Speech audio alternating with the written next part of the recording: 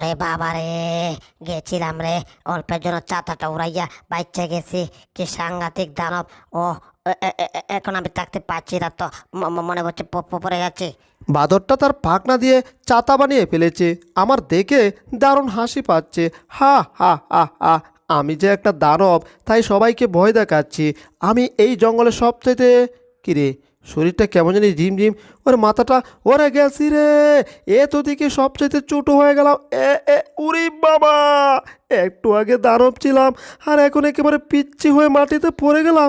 ওরে বাবা রে, আসি না গেছি? হ, আসি তো দেখা যাইতাছে। এখনো মরি নাই, পটল তুলি নাই, কিন্তু কোথায় আছি বুঝলাম না। এখানে তো এত উঁচা উঁচা ঘাস ছিল না, এ হঠাৎ করে এত উঁচা উঁচা ঘাস, ব্যাপারটা বুঝতেছি না। আমি তাহলে কথারই শুরু হয়েছি? হ্যাঁ, কিছুই তো বুঝতেছি না রে বাবা। আশেপাশে মনে হচ্ছে কেউ আসছে, পিঁপড়া নাকি।